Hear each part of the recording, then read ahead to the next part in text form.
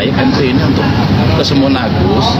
Tinggal datang aja ke rumahnya Agus, bawa Agusnya, bukan cuma dengan bersurat, dengan cuap-cuap di media sosial. Sekarang ITE-nya teman-teman, itu bunyi undang-undangnya rumusnya seperti ini.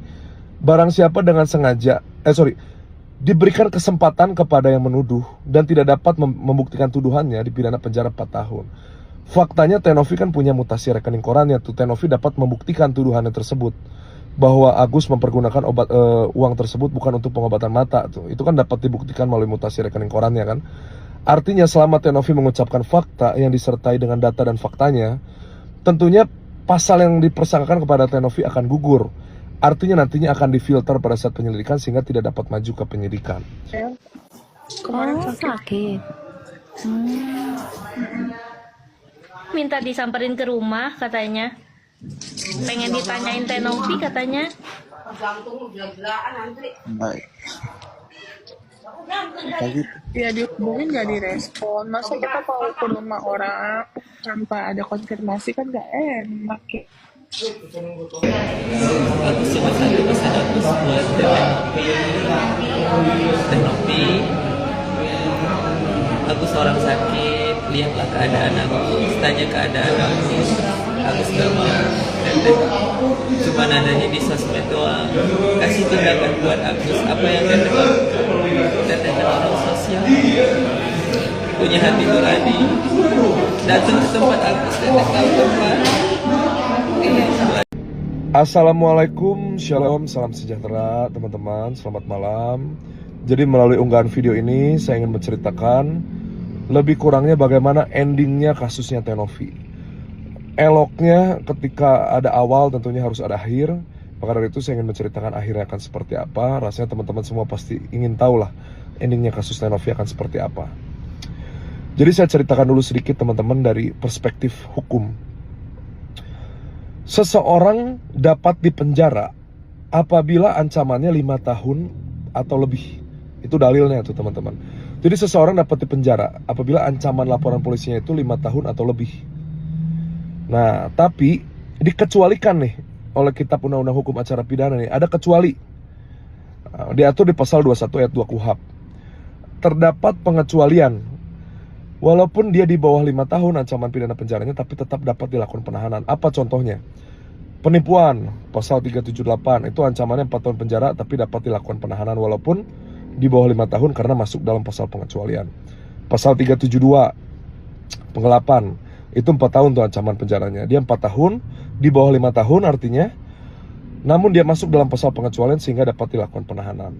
Pasal 335, perbuatan tidak menyenangkan, itu ancaman pidananya penjaranya 1 tahun, artinya di bawah 5 tahun tapi masuk dalam pasal pengecualian sehingga dapat dilakukan penahanan oleh penegak hukum. Pasal 351, pelanggaran berat, 2 tahun 8 bulan ancamannya, di bawah 5 tahun artinya ancaman penjaranya, tapi masuk dalam pasal pengecualian artinya dapat dilakukan penahanan oleh penegak hukum.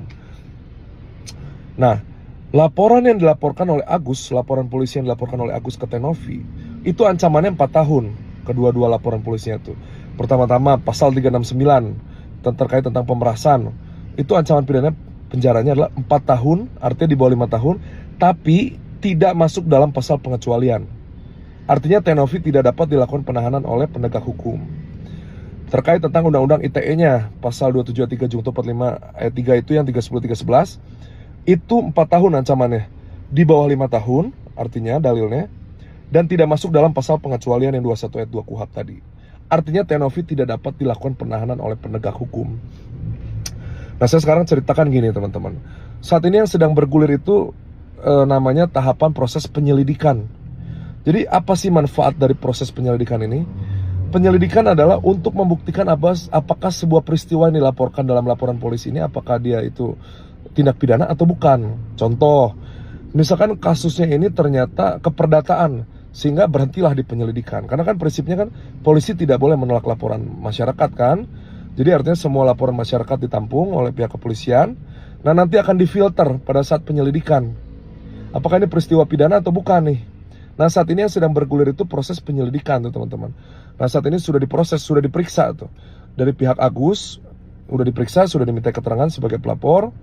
Mungkin nanti akan dihadirkan juga dari saksi-saksi dari pihak Agus, selanjutnya dari pihak Tenovi, dan selanjutnya mungkin akan dihadirkan saksi-saksi yang meringankan dari pihaknya Tenovi itu. Nah nanti baru tuh di situ difilter apakah ini tindak pidana atau bukan, apakah bisa berlanjut nggak ke penyidikan. Nah kalau penyidikan itu apa teman-teman? Penyidikan tuh gini, untuk mencari dua alat bukti tindak pidana tuh, dua alat buktinya dicari pada saat penyidikan dan untuk mencari tersangkanya.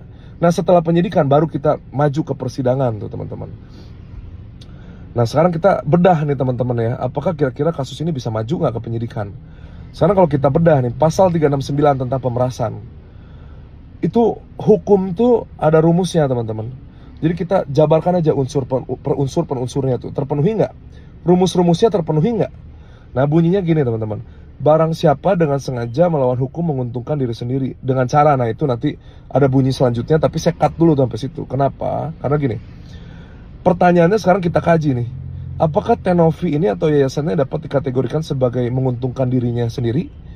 Faktanya saat ini uangnya masih dalam keadaan yang utuh, tidak dipergunakan secara sepihak oleh pihak Tenovi atau yayasan untuk menguntungkan dirinya sendiri. Uangnya masih dalam keadaan utuh dan itu dapat dibuktikan. Artinya kalau dapat dibuktikan tentu artinya gugur dong undang-undangnya dong, pasal yang dipersangkakan oleh kepada Tenovi ini, karena uangnya masih dalam keadaan utuh. Pertanyaannya untungnya di sebelah mana kan gitu kan? Nah terkait sekarang ITE-nya teman-teman, itu bunyi undang-undangnya rumusnya seperti ini. Barang siapa dengan sengaja, diberikan kesempatan kepada yang menuduh dan tidak dapat membuktikan tuduhannya, dipidana penjara 4 tahun. Faktanya Tenovi kan punya mutasi rekening korannya tuh, Tenovi dapat membuktikan tuduhannya tersebut bahwa Agus mempergunakan uang tersebut bukan untuk pengobatan mata tuh. Itu kan dapat dibuktikan melalui mutasi rekening korannya kan. Artinya selama Tenovi mengucapkan fakta yang disertai dengan data dan faktanya, tentunya pasal yang dipersangkakan kepada Tenovi akan gugur. Artinya nantinya akan difilter pada saat penyelidikan sehingga tidak dapat maju ke penyidikan.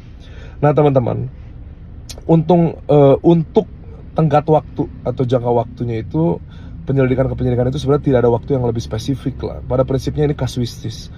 Jadi kalau teman-teman tanya ini bisa berapa lama, let's say 3 bulan, 6 bulan, 1 tahun, itu banyak sekali teman-teman, kasuistis itu.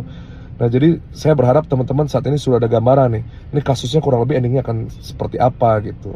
Nah teman-teman, saya menghimbau teman-teman untuk terus memberikan dukungan secara moral maupun doa atau support dalam bentuk apapun kepada Tenovi, supaya Tenovi tetap tegar menghadapi peristiwa ini, supaya Tenovi tidak berhenti untuk terus berbuat baik gitu. Nah selanjutnya tetap kita dorong Agus juga untuk Agus semangat untuk berobat gitu. Mungkin itu yang dapat saya sampaikan, lebih kurang saya minta maaf. Semoga informasi ini dapat memperkaya informasi teman-teman semua. Assalamualaikum. Niat baik MC ini untuk kesembuhan Agus, tinggal datang aja ke rumahnya Agus, bawa Agusnya, bukan cuma dengan bersurat, dengan cuap-cuap di media sosial, itu maksud kami.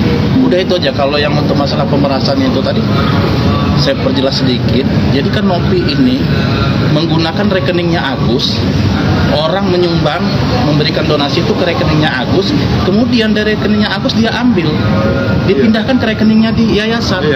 Apa itu artinya? Sama aja kan dengan memeras Agus dong. Itu aja.